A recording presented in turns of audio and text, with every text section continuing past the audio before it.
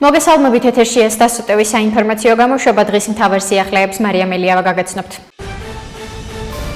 26 ნოემბერს საქართველოს პრემიერ-მინისტრი ირაკლი ყობახიძეს პარლამენტში ინტერპელაციის წესით მოусმენენ. როგორც უმრავლესობის ლიდერმა ირაკლი კირცხალიამ უმრავლესობის ხდომის დასრულების შემდეგ განაცხადა, ინტერპელაციის საკითხი შეეხება ორ თემას. ეს არის განათლების რეფორმასთან დაკავშირებული საკითხები, რომელიც ქართულმა ოცნებამ მოამზადა და Eagle Hills-ის პროექტთან დაკავშირებული საკითხი. ამასთან უმრავლესობის ლიდერის განცხადებით პარლამენტის მიმდინარე კვირის პლენარულ ხდომებზე განსახილველ საკითხებს შორის იქნება ყოფილი სამხრეთ ოსეთის ავტონომიური ოლქის ტერიტორიაზე შექმნილი ადმინისტრაციულ-ტერიტორიული ერთეულის ადმინისტრაციის გაუქმება, საარჩევნო კოდექსში შესატანი ცვლილებები და არასრულწლოვანთა დანაშაულთან ბრძოლის მიზნით მომზადებული ინიციატივები.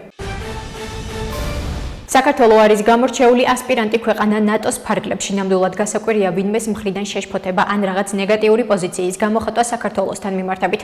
ამის შესახებ პარლამენტის ვიცე-სპიკერმა ნინო წილოსანმა ნატოს გენერალურ მდივან მარკ რუტეს განცხადების შეფასებისას აღნიშნა. მისი თქმით, საქართველოს ფაქტობრივად ღია კარში დგას ნატოში არ უშვებენ და სამაგიეროდ ჩვენს ქვეყანასთან დაკავშირებით უსამართლო განცხადებებს აკეთებენ. ცნობისთვის, ნატოს გენერალურმა მდივანმა განაცხადა, რომ საქართველოში მიმდინარე პროცესებთან დაკავშირებით მიამიტი არაა. შეკითხვაზე საქართველოს კვლავ ასპირანტი ქვეყანაა თუ არა მარკ რუტემ უპასუხა, რომ ევროატლანტიკურ სივრცეში ნებისმიერ ქვეყანას, რომელსაც ნატოს წევრობა სურს, შეუძლია სურვილი გამოხატოს და შემდეგ პროცესი იწყება. რა თქმა უნდა, მიამიტი არ ვარ იმასთან დაკავშირებით, რაც საქართველოში ხდება. ჩვენ ძალიან შეშფოთებულები ვართ. ჩვენ ამის შესახებ ქართველებს ნათლად ვაცნობთ. განაცხადა მარკ რუტემ.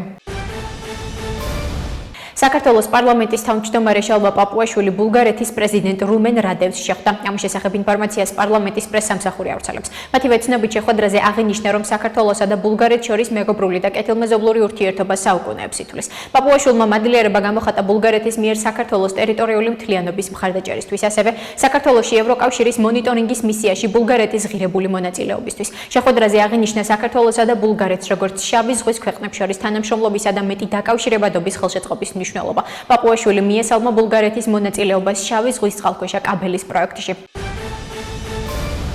საქართველოში ნატოში გაწევრიანების განაცხადის სისხლით გვაქვს გაკეთებული ქართული ჯარისკაცების ძალისხმევას ნატოს ხელმძღვანელობა ყრის წყალში. უმადურია დიახ. არასამართლიანად რომ გვექცევიან ახალია თქვენთვის. ამის შესახებ ქართული ოცნების დეპუტატმა თენგიზ შარმანაშვილმა ნატოს გენერალური მდივნის მარკ რუტეს განცხადების შეფასებისას აღნიშნა. მისი თქმით, ნატოს სამშვიდობო მისიებში მონაწილე ქვეყნების უმეტესობას შტაბიდან ცხვირი არ გამოუყვია, მაშინ როდესაც ცხელ წერტილებში ასობით ქართული ჯარისკაცი დასახით ჭრდა. ცნობისთვის, მარკ რუტემ განაცხადა, რომ საქართველოში მიმდინარე პროცესებთან დაკავშირებით მიამიტი არაა.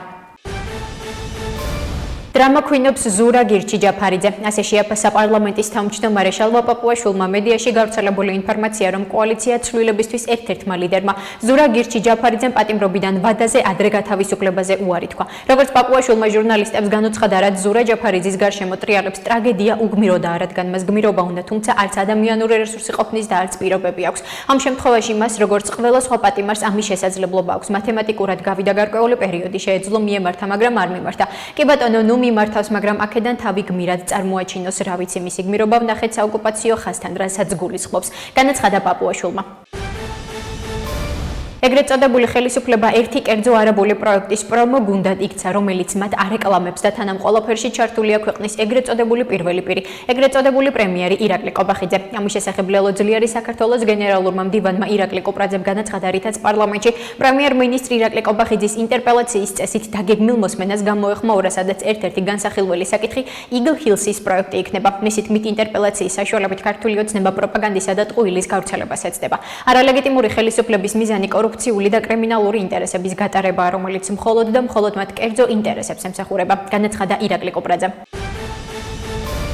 შინაგან საქმეთა სამინისტროს ინფორმაციით დააკავეს პირი, რომელმაც კონფლიქტის ნიადაგზე მამაკაც ცივი იარაღის გამოყენებით მუცლის არეში დაზიანება მიაყენა და შემთხვევის ადგილიდან მიიმალა. მათივე ცნობით, დანაშაული 7 წლამდე ვადით თავისუფლების აღკვეთას ითვალისწინებს. შინაგან საქმეთა სამინისტროს შიდა ქართლის პოლიციის დეპარტამენტის გორის რაიონული სამმართველოს თანამშრომლებმა 2005 წელს დაბადებული გჯ ჯანმრთელობის განზრახ მძიმე დაზიანების ბრალდებით დააკავეს. დანაშაული 7 წლამდე ვადით თავისუფლების აღკვეთას ითვალისწინებს. გამოძიებით დადგინდა, რომ ბრალდებულმა კონფლიქტის ნიადაგზე ცივი იარაღის გამოყენებით მუცლის არეში დაზიანება მიაყენა 1997 წელს დაბადებულ ოკ-ს და შემთხვევის ადგილიდან მიიმალა. დაშავებული მამაკაცი კლინიკაშია გადაყვანილი, სადაც შესაბამისი სამედიცინო დახმარება უტარდება. სამართალდამცველებმა გჯ მომხდარიდან მალევე ცხელკოლზე დააკავეს. დანაშაულის ჩადენის იარაღი დანანიფთ მტკიცება დაამოღებული.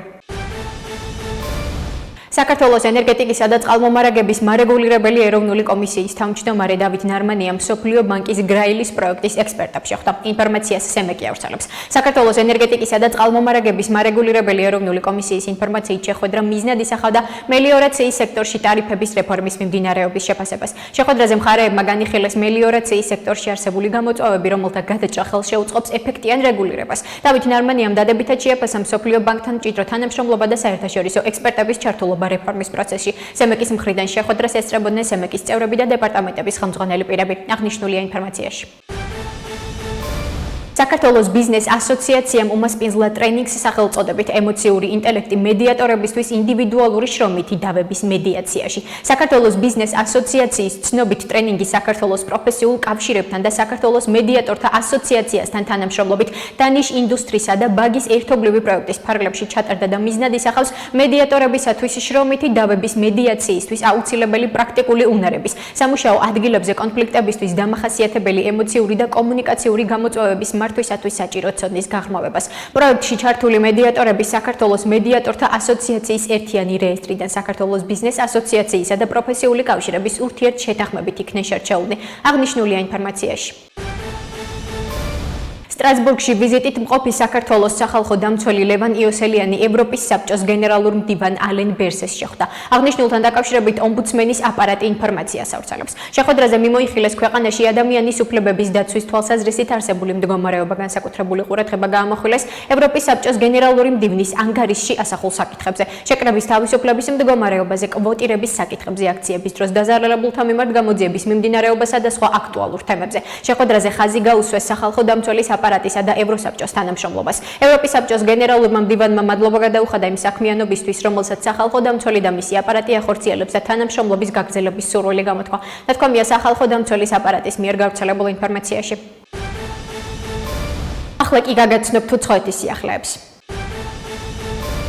რუსეთის საგარეო დაზვერვის სამსახურის მტკიცებით ბრიტანეთმა შესაძლოა დონალდ ტრამპის სამშვიდობო გეგმის ჩაშლა მისი დისკრედიტაციის გზით სცადოს. განიხილება ტრამპის კონფლიქტის მოგვარების განწყობის ჩაშლა მისი დისკრედიტაციის გზით შეთითხნეს გეგმები ყოფილი ბრიტანელი დაზვერვის ოფიცრის ყალბი დოსიეების აღსადგენად, რომელშიც თეთრი სახლის ხელმძღვანელი და მისი ოჯახის საბჭოთა და რუსეთის დაზვერვის სააგენტოებთან კავშირებშია ბრალდებული. აცხადებენ რუსეთის დაზვერვის სამსახურში. მათი მტკიცებით ეს არის ეგრეთ წოდებული სარეზერვო ვარიანტი იმ შემთხვევაში, თუ ტრამპის სამშვიდობო საქმიანობა ხელს შეუშლის ლონდონის უკრაინელების სისხლის ხარჯზე შემდგომი მოგების მიღებაში.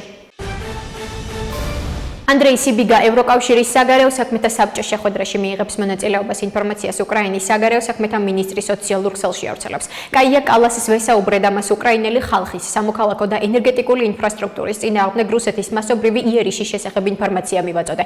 ევროკავშირის მხარდაჭერისთვის მადლობა გადავუხადე და რუსეთზე ზეწოლის გაზრდის აუცილებლობას ხაზი გავუსვი. წერს სიბიგა X-ზე. მისი თქმით, კაია კალასთან სამშვიდობო ძალისხმევასთან დაკავშირებით შემდგომი ნაბიჯები შეათანხმა.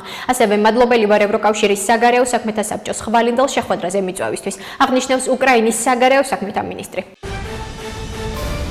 უკრაინის შესახებ დონალდ ტრამპის გეგმა შესაძლოა მოლაპარაკებების საფუძველი გახდეს. ამის შესახებ კრემლის პრესპიკერმა დიმიტრი პესკოვმა განაცხადა. ამჟამად ერთადერთი არსებითი პროექტი ამერიკული ტრამპის პროექტია. მიგვეჩნია, რომ ის შეიძლება მოლაპარაკებების კარგი საფუძველი გახდეს და ამის შესახებ პრეზიდენტმა პუტინმაც ისაუბრა. განაცხადა პესკოვმა. მისი თქმით, უკრაინის კონფლიქტის მოგვარების შესახებ მიმდინარე მოლაპარაკებებში მოგვიანებით ევროპელების მონაწილეობა აუცილებელი იქნება. ამერიკელებსა და უკრაინელებს შორის მოლაპარაკებები მიმდინარეობს. გვესმის, რომ ტექსტში, რომელიც გამოქვეყნა, გარკვეული ცვლილებები შედის. გვესმის, რომ ტექსტმა, რომელიც არაოფიციალურად ნაადრევად მივიღეთ ცვლილებები განაცხადა კრემლის პრესპიკერმა. რუმინეთის თავდაცვის სამინისტროს განცხადებით დრონებმა ქვეყნის საჰაერო სივრცე დაარღვიეს. რუმინეთის თავდაცვის უწყების ცნობით რადარებმა 2 სამიზნე ობიექტი ტულჩის ოლქის მახლობლად დააფიქსირეს და მათ საზღვარი უკრაინიდან გადაკვეთეს. დრონის დაფიქსირების შემდეგ რუმინეთმა საჰაერო სივრცეში 2 ავიაგამანადგურებელი განალაგა. თავდაცვის სამინისტროში განაცხადეს, რომ სიტუაცია კონტროლს ექვემდებარება. ასეთი იყო მიმდინარე სიახლეები მომავალ შეხვედრამდე.